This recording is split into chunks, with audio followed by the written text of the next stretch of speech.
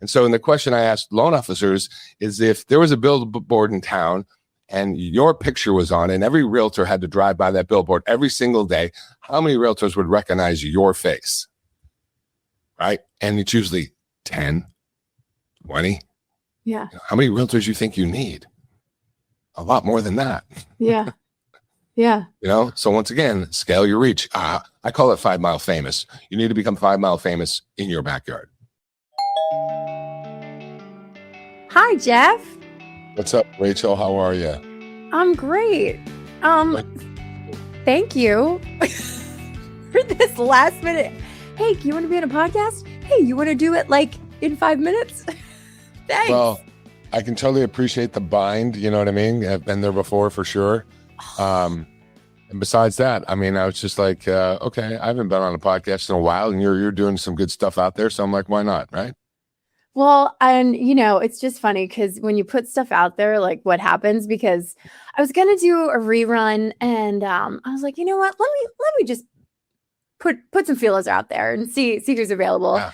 And Katie, God love her, she was like, well, I'm just about to leave for this 4-day trip, but maybe I could do it if my husband could come home early. I'm like, really? It's okay. It's fine. Right. But Right. She mentioned your name, and I've been following you from afar for a while. Oh, and I'm like, oh, heck yeah, I love that introduction.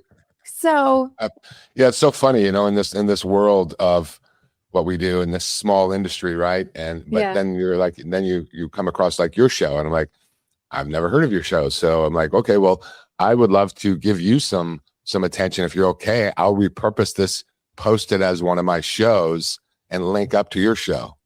Absolutely. That would be great. Okay. Yeah. And I have to thank you because, I was just looking through some of your stuff. It looks like you've had quite the season that you've been in and have been posting and sharing authentically when a lot of people just want to post the highlight reel of life. Yeah. Looks like you've been going through quite a battle. And I saw your most recent video. You're working out again. I'm like, look at this guy, and he's doing my podcast today. Like, amen, brother. I appreciate that. Yeah, we all. It's interesting. And I've seen you post on social, and you seem to be really natural.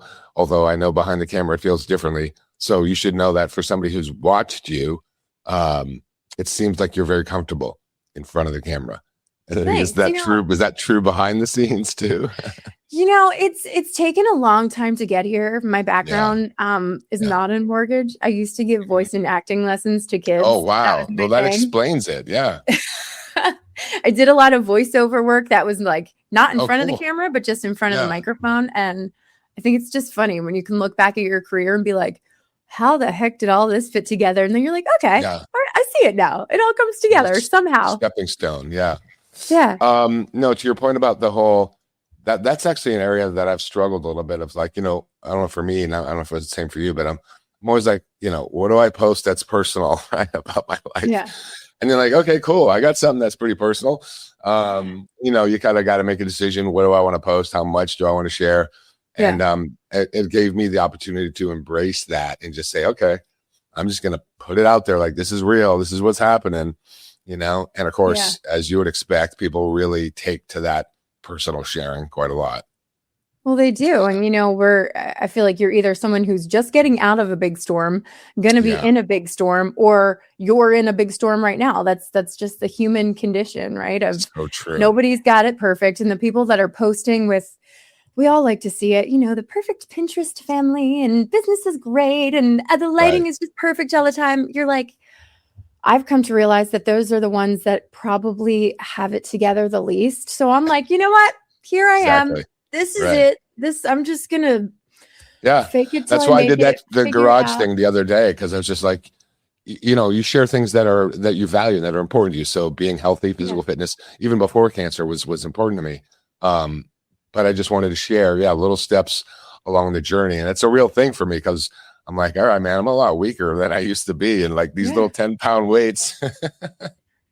Hey, but you know what? I have a friend who was going through cancer a few years ago, and she was a runner. And, when that's taken away from you, and, I was just being lazy at the time. I wasn't working out. I wasn't doing anything. And she's like, do it for me, for somebody who can't do it and really wants to. there's really no excuse, like think about it from that perspective. And I was like, wow, that really hit home. Yeah, that really hit home. And, I'm still dealing with some after effects. My voice is still not back the same. And that sucks because that's my moneymaker, right? Just going to say that's your moneymaker. Right. That's what my financial advisor said to me. He's like, oh, great. You get cancer with your friggin' moneymaker, right? So I literally didn't talk for 3 months, I think, like straight. I barely spoke. It was all just barely was.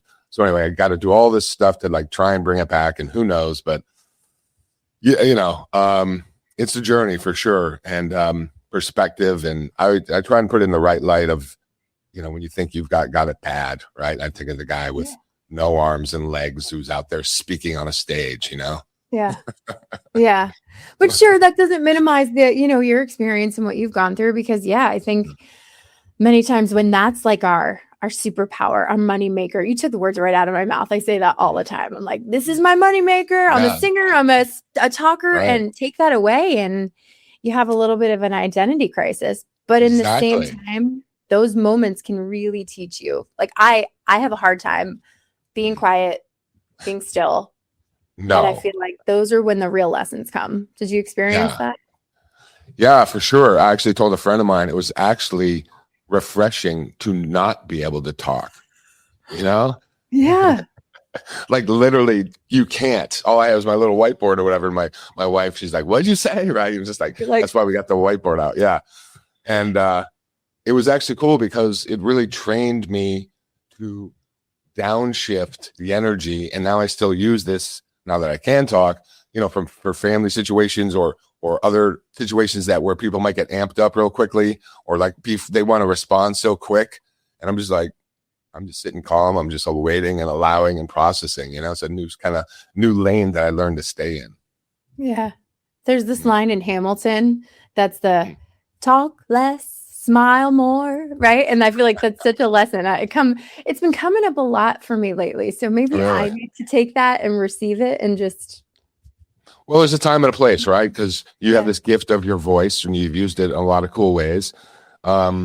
But then, there's a time to be quiet, right? And I guess that's a bit of that stoicism, that wisdom, right? That's why God gave us 2 of these and 1 of these. I know. That's so true. That's so true. So, wow, we should have been recording this. I was. For once, I was. Yes. I've learned over the years, right? Right. Just hit record and edit later. Yeah. I mean, Joe Rogan style, I don't like to be like, okay, and we're starting. Because all of a sudden I say we're starting and people turn into a totally different animal.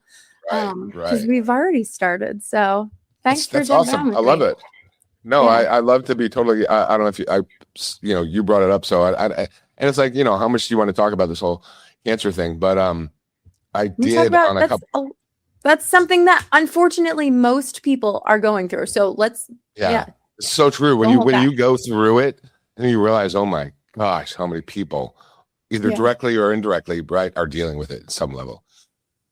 I was just going to say, seeing as you already started recorded, I did share a couple of personal episodes where it was just like me, right? And I'm just in front of the microphone and okay, people want to know. And I was just like updating on what's going on, right? The journey and the radiation and the side effects but this is how, we're human. What's the old saying by Wayne Dyer? We're spiritual beings having a human experience. Yeah. Yeah, I believe that. And I think that, like I was saying, sharing the highlight reel, this is the real stuff. We're in this mortgage space trying to carve out our niche or, fill in the blank, whatever it is that you do. But this is the real stuff. This is the stuff that you take to bed every night, that when you your head hits the pillow, it's like, okay, well, how have I affected somebody? And how can I use the junk that I've been through and have that human connection and relatability factor to be like, hey, you're not alone in this. Yeah. Wow. You're getting me all emotional. Yeah. Where do you want to go from here? Oh man, well, we can be done. Right. You got some good clips. Yeah. No, I mean, talk to me about, you've done a lot over your career, and I love how you've used a podcast as a vehicle, because I share that same passion of conversations and just community and relating to somebody. So that's pretty cool that you've used podcasting as that vehicle to share your message. But you've been doing this for a while. I mean, you have kind of a big podcast. Actually, I'll say one more thing. Yes. I see your mortgage marketing radio, the little icon Logo. everywhere. And when we were rebranding, I'm like, that I want it to be kind of like that, but not like that. This guy's everywhere. And I was kind of annoyed. And then I'm like, oh, but he seems like a really good guy. So I can't be that annoyed. Yeah, that's really funny. I appreciate you saying that, because, and maybe you can appreciate this, or maybe somebody listening to this is, you never know who is watching or catching your thing or seeing you in their feed. But I have to tell you, in real honesty, I feel like I barely scratched the surface in terms of reach. Yeah. In this industry. I oftentimes use the word like I'm the best kept secret in the industry, right? Because, we're always looking at other people and like, wow, look at him, look at her, look at this big stage she's got, or this, this big, she wrote a book, or we're always doing that comparison game. And I don't know that, as I say that out loud, it really sucks to do that to yourself, because you're minimizing yourself. And here I'm hearing from you, who up until 4 hours ago, you and I didn't know each other, right? And now it's just like, no, I see you everywhere. And I'm like, well, maybe I am making an impact, Yeah. Yeah. I know. It's pretty cool. I was actually just on a call with my new friend who actually introduced me to Katie Shive, who introduced us, Michelle Michael. And she's like, I love Geoff. Tell him I said hello. But isn't that just the coolest thing in this small pond of mortgage world that we're in? It's a small industry. It is. And it's just really cool when you're like, oh yeah, I know that person. I want to run in circles with those kids, with the cool kids. And there's a lot of really cool kids in our industry. Yeah, there are. And I tend to be a little bit of an introvert, except when I'm forced to be an extrovert, such as a podcast or speaking on stage or something. But I'm perfectly happy just squirreled away in my office, just working right on a project or whatever. But you have to, as I always, when I was like training, teaching realtors, even loan officers, it's like, you're in a business, you chose to be in a business that requires you to become well known. So you and your little introvert thing, like, you can't play that game if you really want to grow your business. Yeah, you got to get over that real fast. Yeah, exactly. Be willing to put yourself out there. So how has the podcast changed? It's been 10 years. Did I read it correctly? 10 years, over 400 episodes, interviewed hundreds of top producing loan officers. I mean, 10 years, if we look back, the game has changed quite a bit. But how has just that first episode of podcasting versus where we are now? Take me on that journey. First episode of complete fear and just like, I don't know what I'm doing. You know what I mean? I think I was doing it on Skype back then or something. Oh my gosh. Yeah. Right. Probably. For those who remember Skype, I don't know. Anyway. What's funny is when you say the game has changed, I'm one of those, so call me old school, but I'm one of those who believe and this is true of a lot of things, it's changed, but there are a lot of things that haven't changed, right? Like the fundamentals haven't changed. Yeah. And I don't think they ever will, even with AI and all this stuff. So some of the tools we use, some of the technology and the platforms, those change, and those are just tools. That's how I've always looked at them, whether it's email or AI or social media, whatever. It's just a tool in your toolbox. But it all comes down to, bottom line, it comes back to relationships, connections, how good, if we get into sales, your sales process, how good are you at communicating? I always come back to this. It's like, if you want to make a change in your business or your life, there's only 3 things you can control: your mindset, your skill set, and your actions. Those are pretty much the only 3 things you can control. So which of those 3 can you get the biggest lever from based on what's going on in the market or your life right now? Hopefully that makes sense of an answer.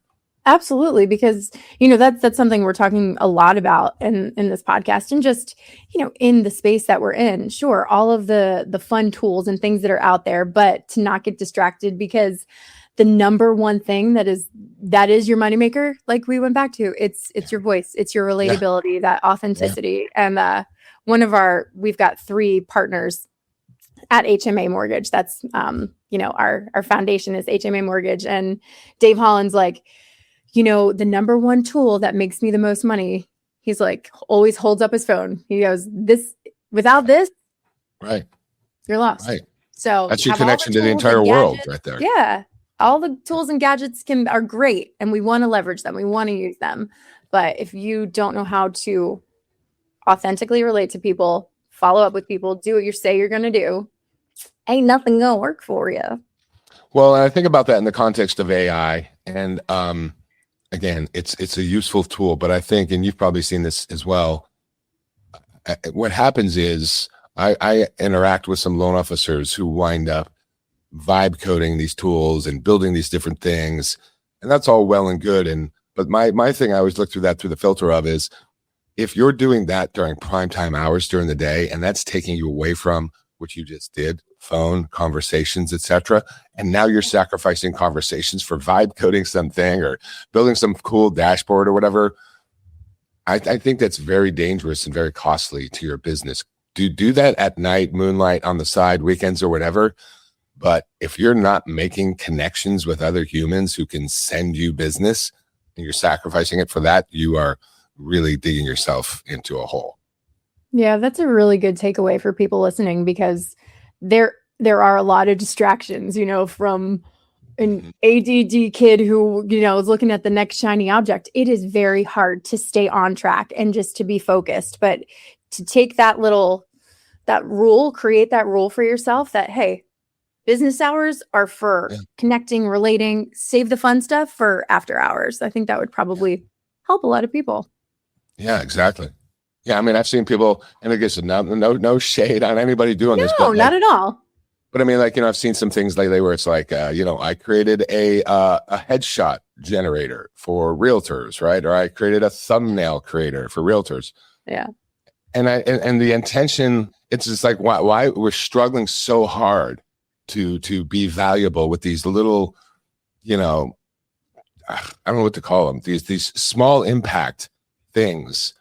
I mean, when you think about it, if the type of realtor you're working with doesn't have their own updated headshot, right?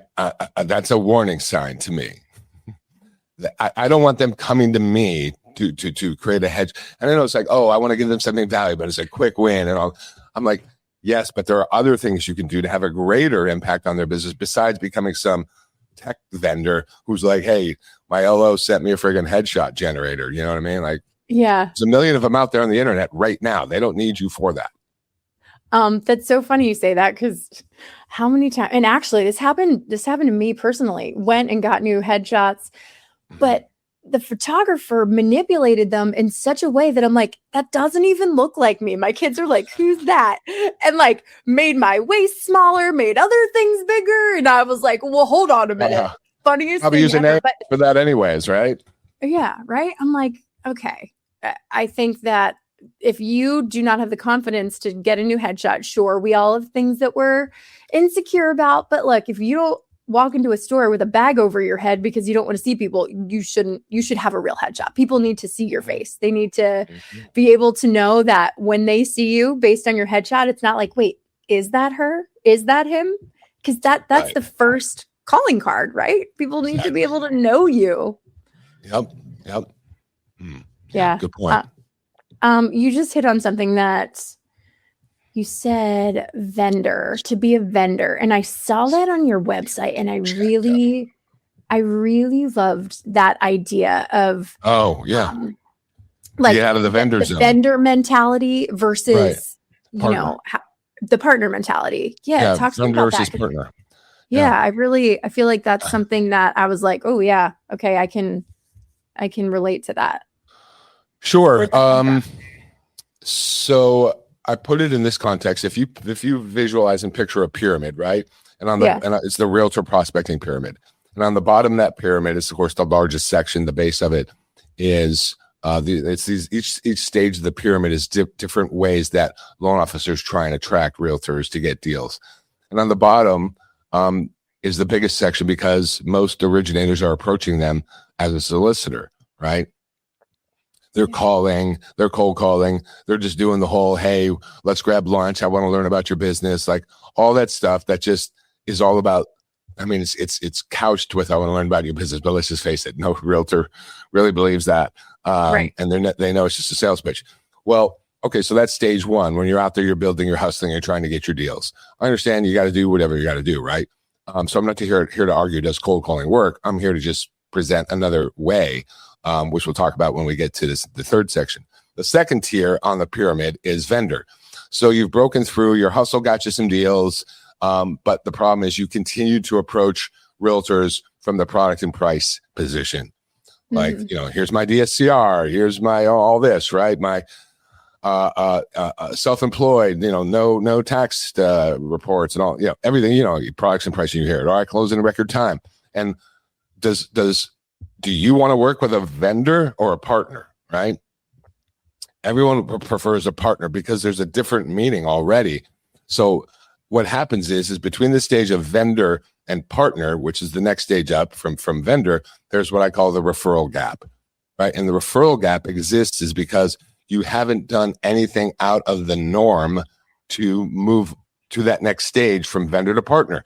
You're still relying on price and products. You're still relying on close times and turn times. And by the way, I'm not saying those aren't relevant and don't have their place. They do, but everybody does that. So if everybody does the same thing, it no longer holds any value. It becomes a commodity, right? Yeah. So when I work with loan officers, what I say is let's leapfrog from solicitor and vendor, cross the referral gap by showing up in the conversation, whether it's online or off, with the perception of I'm already a partner and a peer. And the way you do that, in my world anyways, is how I built my business too, is you lead with education. So there's a variety of ways that can show up in the real world. You can post educational content online. You can share resources and tools with real estate agents that actually make an impact on their business. The way I tend to lead with is by hosting educational classes, events, and workshops for realtors, because that is the one-to-many approach. So instead of having one meeting with one agent, we have one meeting with 10 agents or 20 agents, right? And now you have an hour of a captive audience showing up and sharing, facilitating something of value to the real estate agent, which is usually a problem that they want to solve. For example, helping them optimize their Google business profile, helping them understand AI, teaching them about seller concessions, teaching them about the cost of waiting. The topics are endless. And if you're good at social media, by the way, teach them how to do social media, Yeah. So when you show up like that, not only do you scale your reach and you multiply your effort because it's one to many, what happens is you differentiate yourself because you're not really even talking about product. You're showing up, helping to solve problems. And so the resistance goes down, the trust goes up.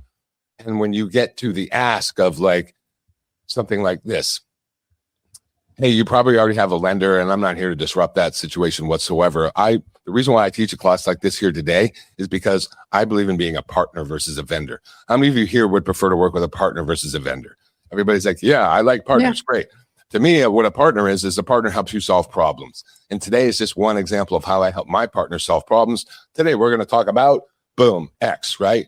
And then you get into it. And at the end, something like, hey, did I demonstrate the difference between a vendor and a partner today? Yeah. So if you're open to it and you want to have a conversation about how we can further help you solve this one big thing, you want a big idea you got here today, hey, grab a time on my calendar. Here's a QR code, right? They grab 15 minutes for a Zoom conversation and it's a two-step, right? So you've got them in, they've trust you now, you built rapport, and you go to that next step, which is the yeses then become really easy because you didn't show up and pitch. You showed up and just poured into them. And then last stage, by the way, top of the pyramid is eventually you get to leader and mentor, where you're a critical asset and part of their team. Oh man, so much to unpack there. I love all of that. I love being able to, the idea of being the thought leader and having them see you as the thought leader versus the vendor. I mean, rates change, or you're right. It's turned into transactional. It's a commodity. And as soon as something changes, there's no relationship there. They're going to go to the next person. So having that partner, leader, mentor mentality is so smart. And it's not rocket surgery.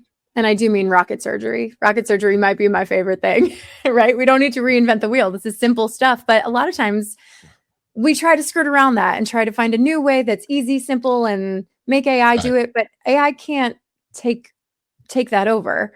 And I also think that's really smart, Geoff, because of like almost like a herd mentality. When you get a bunch of people in a room and one person says something, then another person says something, they're feeding off of each other and sharing in this experience. And And it's like they want to be the one to win. Well, no, I want to be the one to win, and I want to be it. So there's so much going on there of having people, not just a one-to-one meeting. Of course, you're killing more birds with one stone. Yes, but I think it's way beyond that. It's letting them create their own relationships. And let's face it, realtors love to be in the same room with each other, to be in the know, see what's going on. But yeah, there's something about that shared experience that just feels like community. And I think everybody really is searching for more community. Right. Especially in today's AI world. Yeah. IRL in real life is coming back in a big way, because that's the only time we know it's real.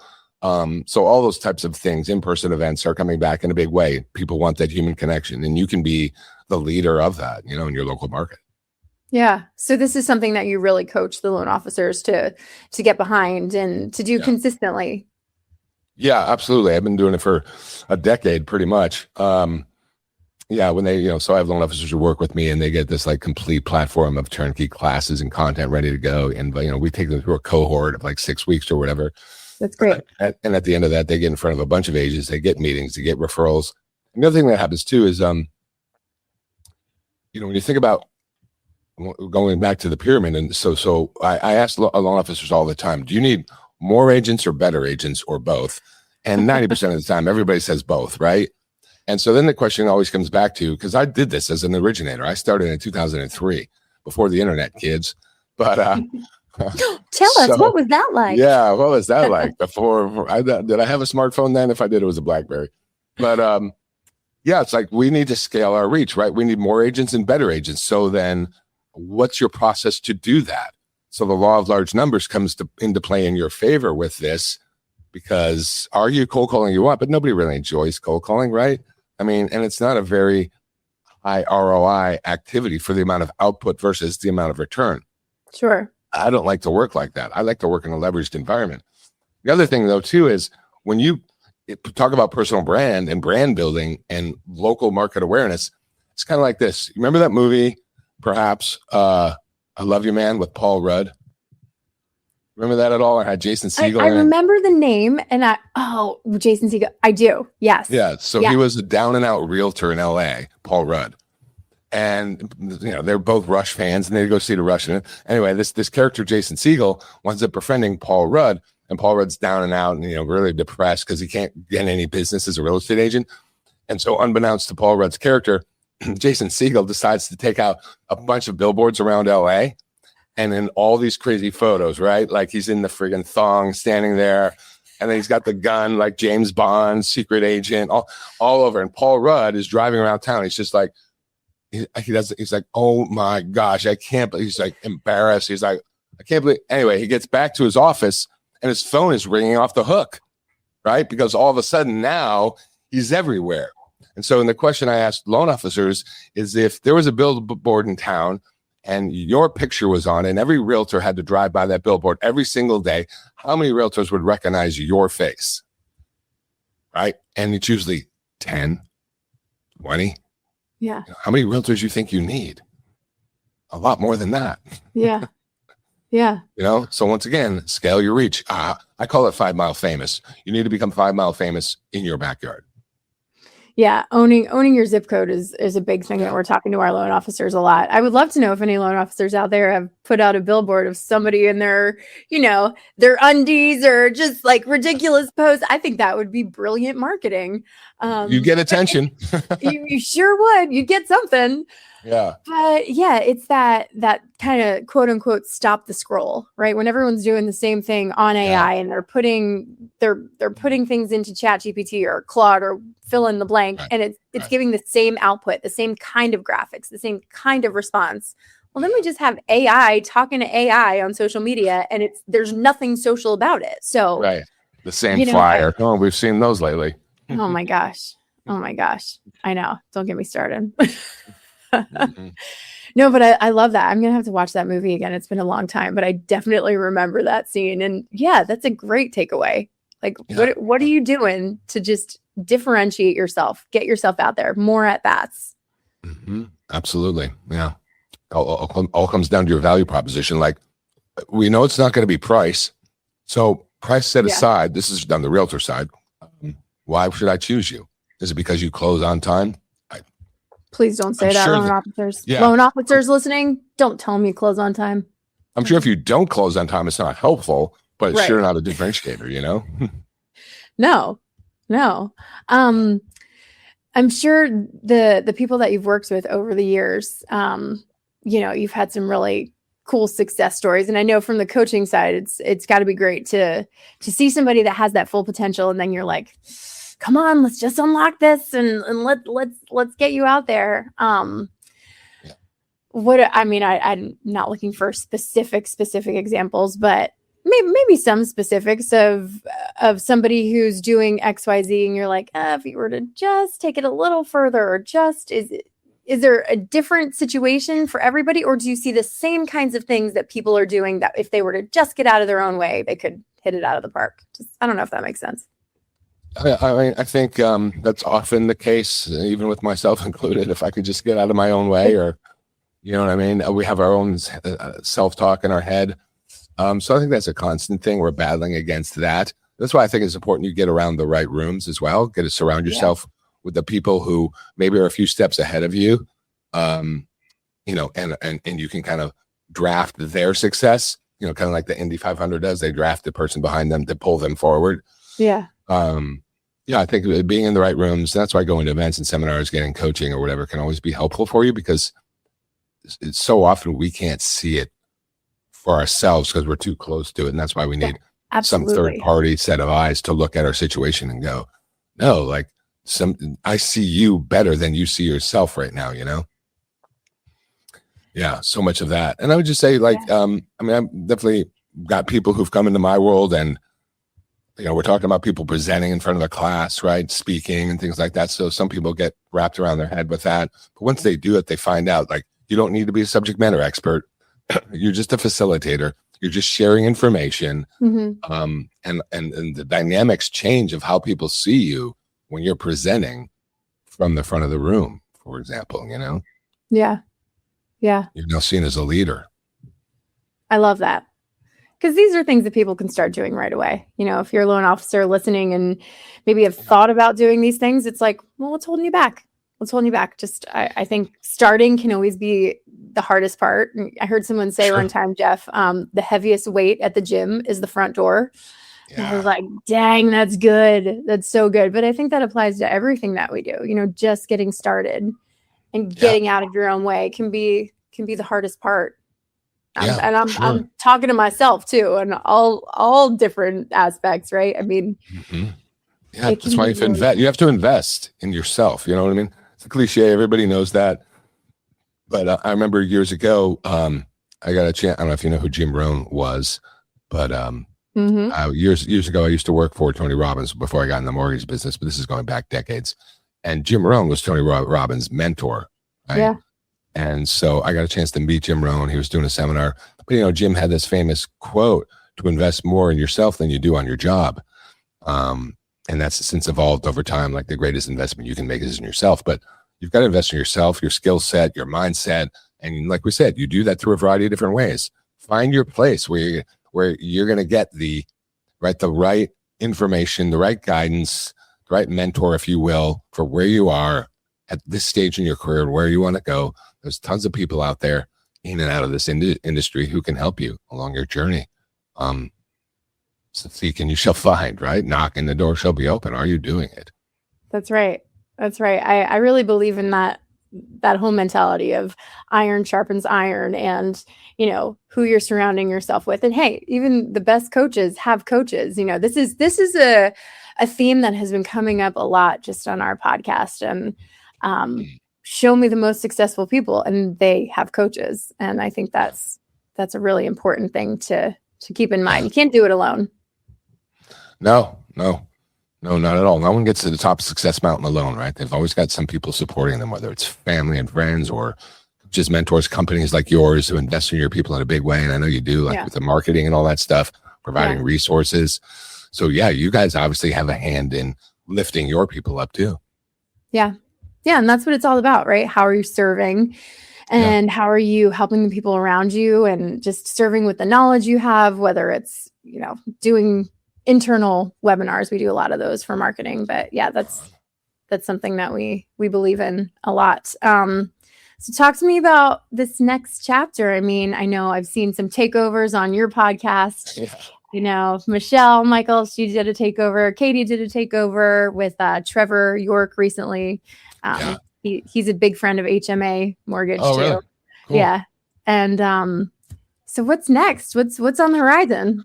That's a great question. Katie, by the way, she's listening. Shout out, Katie. I think she did 3 takeovers for me. Did she do 3? Her. Yeah. That's great. She's really stepped up and helped. And then I've had a couple other folks do takeovers. So what's next with the podcast? All right. So I've been doing it 10 years, over 400 episodes, right? I've interviewed, as you said at the opener, lots and lots of loan officers. Where have you not gone? Yeah, right. By the way, I have a cool resource for people if that you want to share it with them. Let me just make sure I got the URL correct. Yeah. It's swipethevault.com. That's VAULT, swipethevault.com. What I did is I took 10 years of my podcast and 400 episodes, 425 right now to be exact. But I created, this is where I used AI. All right. So I was vibe coding. Right. But I created this repository, if you will, where you can go. It's a searchable database, and you can just go punch in a topic, or we have buttons at the top that say AI, agent referrals, personal branding, mindset, market, right? All the different topics, video, etc. And you can go search based on the topic that you want to learn more about, or see what was the podcast show about this. And so all 426 episodes now are in this kind of searchable archive that you can either go search and or just listen to the replay. But also what's included is like a swipe file with it. There's a playbook. If there's links and resources, those are in there. And you can just listen to that episode there, right, as well. So I think that was a pretty cool use case for AI to take that whole 10 years of knowledge and put it in a shareable resource so it doesn't just die on the shelf, Dude, that's brilliant. I think that is an incredible resource. Yeah, because otherwise it's like digging through the Dewey Decimal System of right. Oh my gosh! Shout out Dewey Decimal. Love it. I did not think that I'd pull out Dewey Decimal System when I woke up this morning, but here we are. But what some people are like, what is she talking about? What a brilliant use for all of your 425, 26 episodes. Shout out to our production team. I want to do the same thing. Sorry, not sorry. It's coming for you. No pressure. No pressure. That's a great idea. So swipethevault.com. Yeah, that's wonderful. Yeah. It's a wonderful way to repurpose all of the content that you've done over the past 10 years. How'd you come up with that? I swiped the idea from somebody else. Did you? No, actually, Katie suggested the idea, but then there's somebody else that I follow who did the same thing, not in this industry. He is in the real estate industry, however, and he did something similar. So thank goodness AI made it easier, because without AI, that would have been a lot harder. So it took me, I don't know, a weekend, maybe a couple of days, right? Let's just say 12 hours of work to put that together, right? Now you're right. That is the perfect use case for AI, because there would not be enough man hours, even just the intellectual capability to put that together on your own. It would have been months and months of work, but with AI to be able to do that is pretty. Well, it's funny. I tried to do it probably 2 years ago, and this is before AI was obviously as prevalent as it is now. Sure. The hardest part was procuring all those episodes, because they live on Apple Podcasts or Spotify, right? And so there was no mechanism that was easily allowing me to download all those. Now all of a sudden AI, Claude, comes out, and I'm like, oh, Claude just went and did it. Okay, cool. That's amazing. But to answer your question, all right, so what's coming next? This is the idea that I'm toying with, and I'm kind of testing it out right now. So think of the idea, seeing as the name is Swipe the Vault. Here's what I find, right? There's a lot of information, whether they're podcasts or videos or whatever, that talk about ideas and concepts. Even you go to events, like you're sitting and listening to a keynote for an event, and it's cool. You get inspired and you take some notes. But for me, I'm lately wondering, like, what's the tangible takeaway that I can take that and implement it in my business in a weekend, right? Or in a few Mhm. days. Yeah. So that's really led me to this place of I wanted to.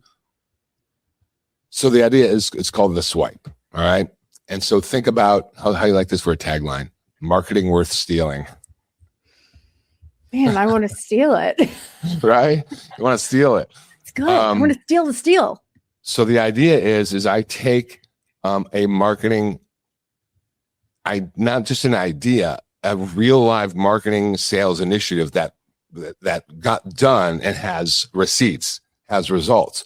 So whether it's a Facebook ad, whether it's an email campaign, whether it's a social media post, whether it's an event or a class, I take that thing, that idea, that tactic, and I create a swipe file around it. So I'm going to be creating some of my own, but I'll also be interviewing one or two people a month, and they'll be sharing their swipe files. For instance, I interviewed somebody who has a ManyChat swipe file. You know what ManyChat is, right? The DM keyword. Yeah. So she shared her swipe file that she uses. She teaches real estate agents. Another guy I have runs ads for loan officers that run webinars, consumer direct webinars. So he's going to share the creative, the analytics, the CTAs, the land, soup to nuts. And my idea is let's take that and put it in a swipe file that people can download and essentially swipe and copy, make it their own for themselves. That's the idea. I love it.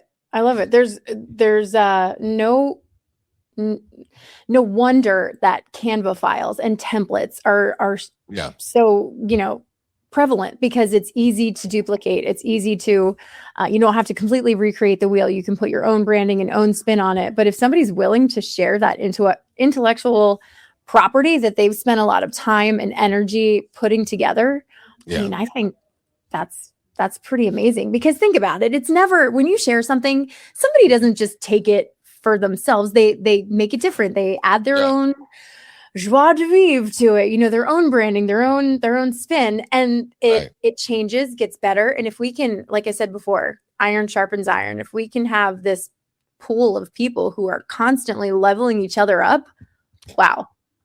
Well, that's what's actually happening with AI as well, and courses, because I spent a fair amount of time studying creators, because let's just face it, I'm a creator. I've created courses as well. And what AI has done is people just want the answer, right?